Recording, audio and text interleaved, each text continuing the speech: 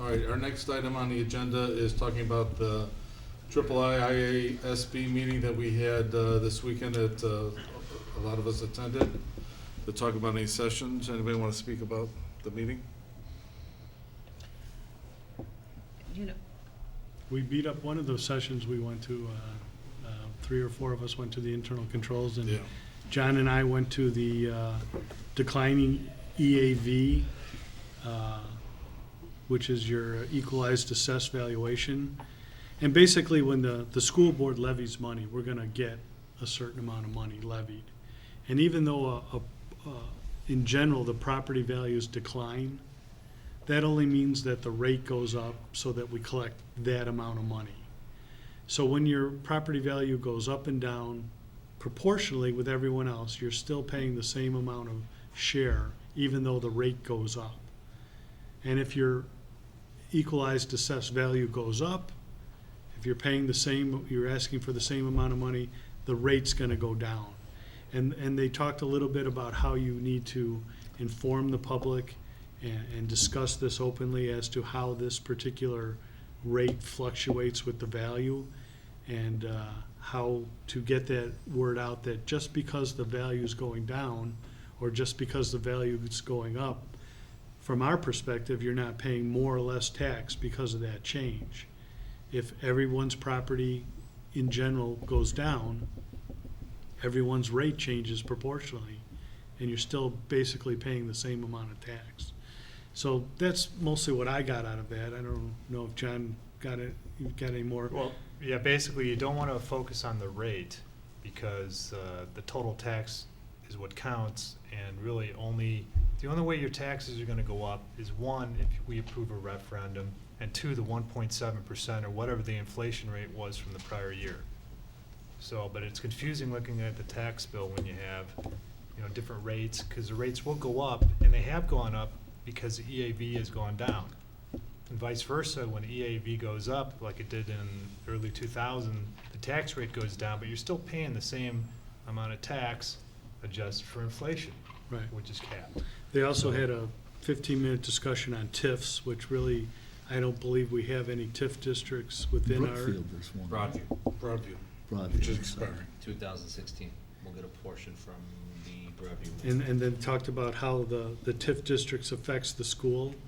And basically, if my taxes were $1,000 and they made a TIF and my property was within a TIF district, next year when the school levied whatever, or my taxes went up to $1,025 for the school would only get the $1,000, and the $25 would go to the municipality in their control to be spent under certain rules within that district, to benefit that district, to bring that district back up. And it's a 23-year length of a TIF district, and it could be shortened and it could be extended.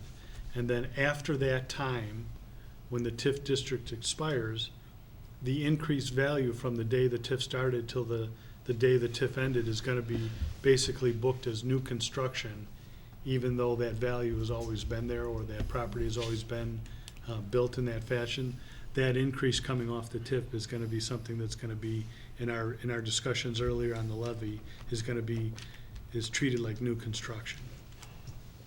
I gotta tell you, one of my takeaways, and this is the 3rd year I went to it, is as a school board, we have to always keep in mind that our administration is charged with knowing a lot about a lot of things and following lots and lots of rules. And, I talked to Kevin a little bit about it, because sometimes I maybe seem a little accusatory, but I'm not really. I'm saying, what's our duty? Our duty is, hiring him and directing him and following the policy. And when I continue to go to these presentations with people that are held out to be experts, and, the same kind of things we're raising here, they're not doing either. I think 2 things come to me from it. One is, I think our administration does the best they can at trying to follow the rules, and it's not easy to do. And the second one is, we often, as when we were running or when things were going, you always hear we should cut the administration. There are so many rules that people have to follow with finance, with special ed, with every other,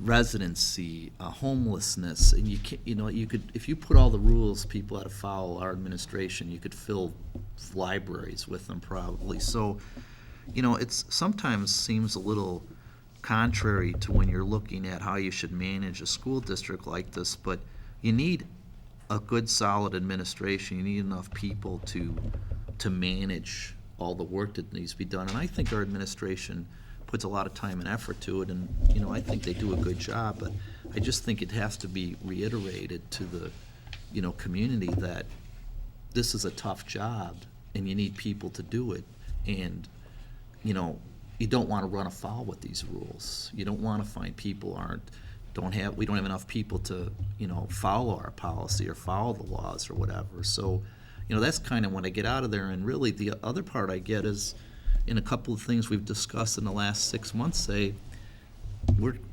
sometimes we're relying on the IASB, the Illinois Association of School Boards, to tell us what the rules are, and they don't get them right, even what they present to us, which means then Kevin has to go turn around and spend a little more time and energy and money asking our attorneys. So, I think that's an important thing to keep in our mind and, from time to time reiterate, because it's a tough job, and, even experienced people seem to have difficulty trying to keep track of all the rules that have to be followed. So that was kind of just the third time we went, and I've had that growing feeling each time that I've gone to the presentations. Anybody else? Yeah. This year, I was impressed with the, particularly the two plenary speakers really kind of complemented each other well. And then I brought it back even to our company, we're in professional education. The amount of change that's happening, we spend a lot of time with the minutia in the school. But, I'm so grateful when we brought the chairs, all the department heads here, and we were talking about new innovations, and, I went to an excellent session on the Common Core. There's one teacher who, Southern Illinois, and their school district is 25 minutes from Kentucky, 25 minutes from Illinois, and they were talking about that Common Core that 43 states signed on to, and she said, students come between those states all the time, and for the first time we can really talk about these staples in education. And she said, as a teacher for over 30 years, it's not anything new, but it was a guide for her to make sure that we're accounting, and gave them a structure. And then you put that structure in with, and then we heard on just how rapidly our world has changed. And, Kristen came and presented, and our department heads came and they presented. It's a hard job. We're in a transition. We can't do school like we've been doing school. And more than ever, I think I got wind that the challenge for the teachers in the classroom, and R&D, that word, research and development, what are we bringing to our staff? How are we helping our staff change for new education? And I love the term that the speaker talked about when he said, the teacher no longer has monopoly on knowledge. The kids can get it anywhere, at any time, instantly. So how do we define the roles anymore? So the conference raised a lot of questions, and it made me realize just how important our administration and the role they play in supporting our staff and resources we get into our staff's, the teachers' hands, so that they can translate that to the students. I thought there were some very provoking presentations at this conference. Well, to follow up on Laura's point, the one speaker who I thought was very Yeah. impressive, Tony Wagner. Yeah. And your point about knowledge, it's presumed Yeah. that everybody's going to have the knowledge. And employers and the world doesn't care whether you have the knowledge. What they care about is how can you solve problems? Yeah. How can you make yourself valuable and utilize that knowledge? Yeah. And I think with respect to, as we look at our curriculum and we look at what's being presented, that's something I think that we should really focus on. Anybody else? All right, seeing What none. about you, Matt? You were there. I think we talked a lot about on the internal controls and the auditor. I thought that was real good when he Mike brought up the question about the two that the auditor doing the township and the school is the best way to do that. I also thought too that as he's living on the controls, how many people he had to hire, I think our business department would have been at 50 to make sure that we weren't doing all that That's stuff like true. that. So I looked at Tim one time, I go, we gotta hire more people. And Yeah. so, otherwise than that, I thought that the evaluation on the superintendent was real good. And overall, it's a good conference to go to, so. All right, given that, we're gonna go into closed session where we'll discuss personnel, student residency, litigation, collective negotiations, sale or lease of property. At this point, we're gonna go to visitors' comments. Anybody wanna speak over here? Anybody wanna speak over there? Seeing none, do I have a motion to go into closed? Resolved that the Board of Education Township High School District 208, Cook County, Illinois, enters closed session for the purpose of considering appointment, employment, or dismissal of employees, student residency issues, collective bargaining issues, sale or lease of property, There is no- and litigation. Have a second? Second. Second by Jen and Keen. Mary Ann? Mr. Judson? Yes. Dr. King? Yes. Mr. Wall? Yes. Mr. Richards? Yes. Vice President? Yes.